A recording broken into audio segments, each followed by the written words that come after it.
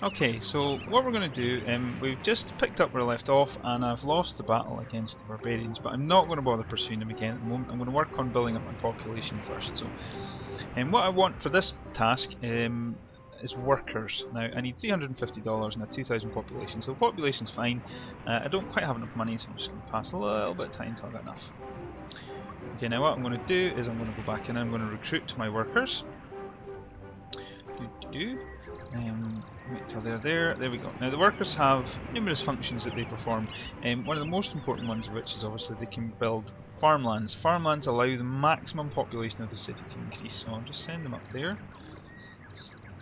That looks like a good place to build farmlands, which is this icon here. So I'll click on that and it tells me that I can't do it because I need $450. Okay.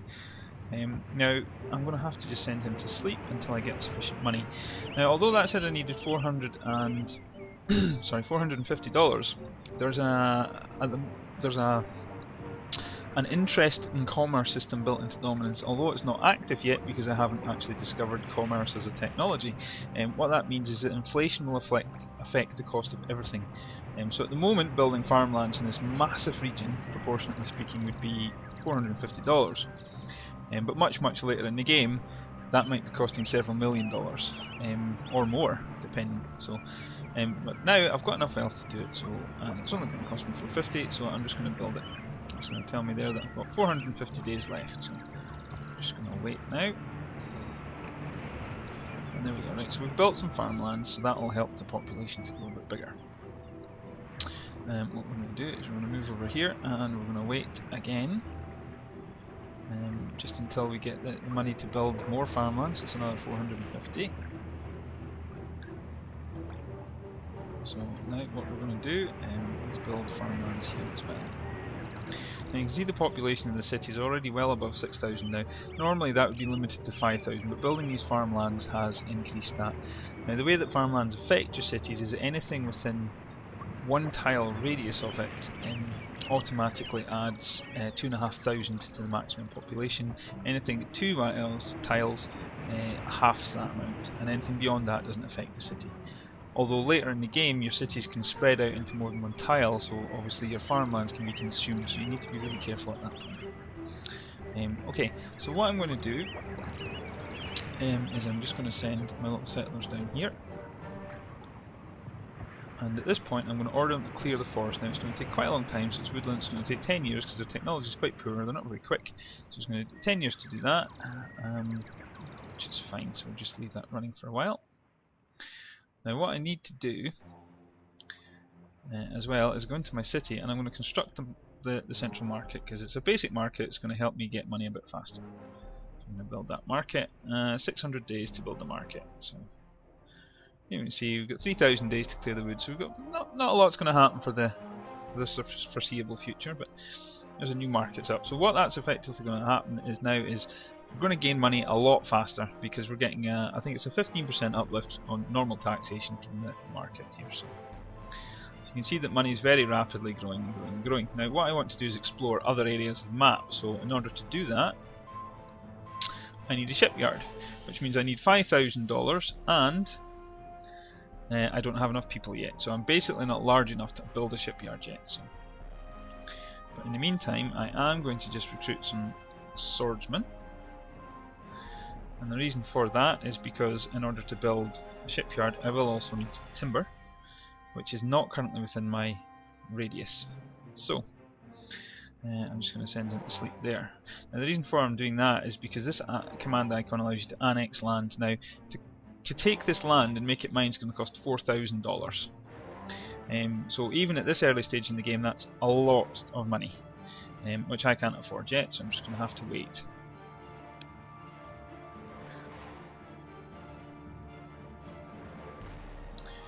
Okay, so we've got about 2,000, and that's us finally cleared that off now. So what we're going to do is we're going to build more farmland there. You see the population's maxing out at the moment. The city can't get any bigger, but now, boom, it can. Now what you'll also notice here is it says that Dominance population is 9,992, but our overall population is 12,242. Now the reason for that is although these units are now separate and they're moving around the map on their own accord, they are actually in fact still linked to dominance and considered to be a part of their populace, but they don't pay taxes. So you have to be really careful that you don't use all your population to create units, because very rapidly you'll find that you've nobody left actually to pay the taxes that you need to survive. Okay, so what we're going to do is in the meantime we're just going to move them down there. Oh, and our city just got a bit bigger there. In the meantime we're going to work that square so that we're generating some leather, some hides. And we're just going to pass time till we get our gold up to 4,000 so that we can annex off that land, and then we can start getting timber. Now you can see here that our population is once again being stemmed, so what we're going to do is we're going to clear out the woods here. Now it's going to take quite a long time to do that, but that's okay because we still need 5,000 to rebuild the shipyard. So what we're going to do is just annex this land. Do you want to make this yours? Yes, I do. Boom. So there we go. That land is now mine. And as you can see from my border representation, I've now increased my territory. So what I'm now going to do is I'm going to bring them back to my city because I don't really need them to be standing out there in the middle of nowhere, and I'm just going to send them to sleep. And I'm just going to pass some more time. Now normally in the game there'll be more and more missions will present to you, more and more little tasks to keep you busy when the computer's not actively trying to wipe you off the face of the planet. Now, as the name suggests, dominance is far more focused on conquering and war, so everything, or almost everything that happens in the game will be leading to some form of conflict. So the missions might be to attack barbarians, attack the civs, wipe something out, to seize a piece of land. There's all kinds of missions that will be introduced. Oh, there we go, so we'll just build more farmland there.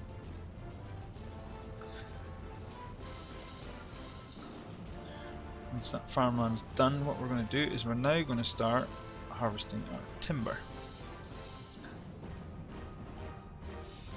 Now we have 5,000 gold, so we should theoretically be able to build the shipyard.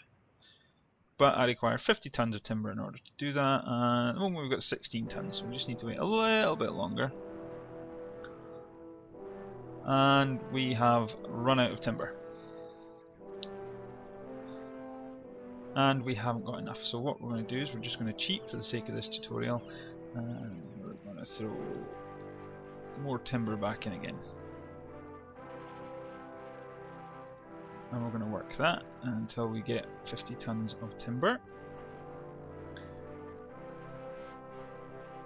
Right, we've got plenty there, so now we're going to build a shipyard. Boom. So shipyards, 2,500 days, a long time to build a shipyard, many years to build a shipyard. So in the meantime, we're going to go back. Now certain resources within the game, such as timber and hides, will replenish, but the rate they replenish is fixed. So like real life, for example, fishing is a good example. If you fish too much, eventually fish stocks will diminish and there'll be none left. There won't be enough to repopulate it, and they will just die out and no longer be available. So we're just skipping through here. So we've now got 16 tons of hide. So hide is produce a ton of hide is actually quite an arduous task. They've got to hunt all the animals down, and then they've got to process them. It takes a long time. So we're just going to advance until we get our ship. And there we go. So we've overworked it, and now there's no more hides left. So we completely wiped out the animals there. So we're just going to go to sleep. And advance. And there we go. New shipyard is ready. So once we go in there, we now have the option to produce more units. So at the moment we've got enough for a longboat, so not quite for the basic ship. Basic ship's faster, it carries more people. We're happy with the longboat, so we'll just go with that just now. So there's our longboat. Now the longboat has a slightly larger visual range, which is good. Now if we move here we can see we can actually board the ship, so we're just going to do that. Yes, board the longboat. So we've now got our soldiers on board our longboat, and we're going to go off exploring. So what we're going to do is, this is built on a basic model of Earth. While we're here, now we've depleted them, we might as well clear the forest to make more farmland. What we're going to do is we're just going to send our boat down south and try and find South America, or what would be my very rough interpretation of South America.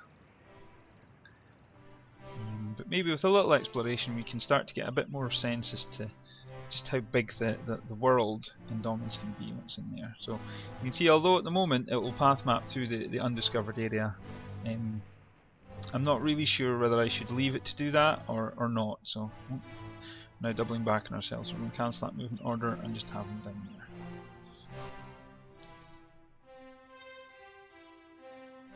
there. What we've got here, there's some fish there. So far, nothing particularly interesting going on down here. Nothing to get excited or write home about, so we're just going to keep exploring down Southern America just to see if we find anything interesting.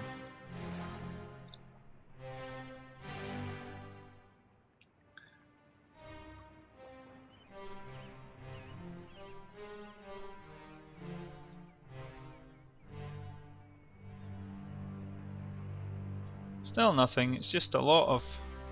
Oh, but there we go. So now we've finally met some new terrain. So let's have a look and see what we've got here. So now what we have is some scrub jungle. Scrub jungle is the equivalent of a woodland for jungle. You get thicker ones. So what we're going to do is we're going to make landfall by clicking that icon, and then we're going to decide where we want our units to go. So we're going to drop our units there, and we're going to send our ship to sleep. And our land-based units, we're going to send them off exploring. Oh, so now we've found some thick, dense jungle.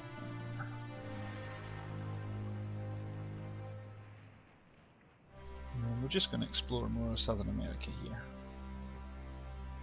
Now, while we do this, what I'm going to do is get the ship to go. Now, this will give an idea as to the movement speed of units and time and how it works. So I've asked him to move 2 spaces, and I'll ask them to move 1.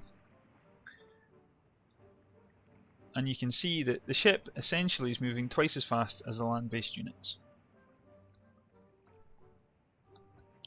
Although that would depend on the terrain the land-based unit is passing. Obviously the ship doesn't have to worry about terrain because, well, water's water. To be perfectly honest, it doesn't really change. So that's how movement speeds can be affected. You can easily outrun another unit without it being clunky in sets of moves and things like that, because they'll move 1 square after a set number of days.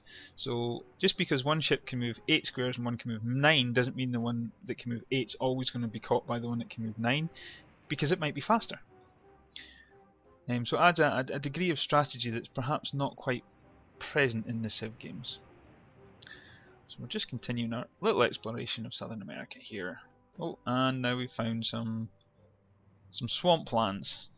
So nothing particularly exciting going on.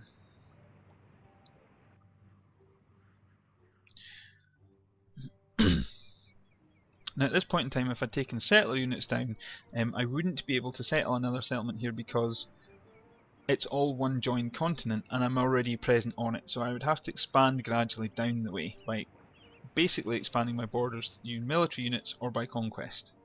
As I said, everything in Dominus is gearing you towards war. Although there will be a full diplomacy system built into it. The computer is going to be far more aggressive. Oh, and now we've found gold. That's a very, very valuable resource for 2 reasons. 1, because it will make the populace happy, and 2, because later on it will help to contribute to our nation's wealth. So that's quite a good little discovery in Southern America. Okay, so I think we've perhaps reached... Oh, no, we've not quite reached the bottom of the continent yet. So we're going to send him into the mountains. Mountains takes a long time to traverse, so he's going to be out of action for a few moves of the boat, I would have thought.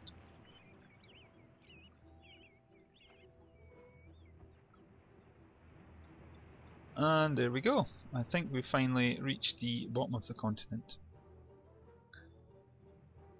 So if I just zoom that out, we can see the scope of that continent is quite large. And that's only one tiny teeny bit of it. The whole map can be massive. So, what I'll do is we'll just wrap this video up here and I'll come back with the last one, what I'm going to do, which is going to be the editor. See you soon.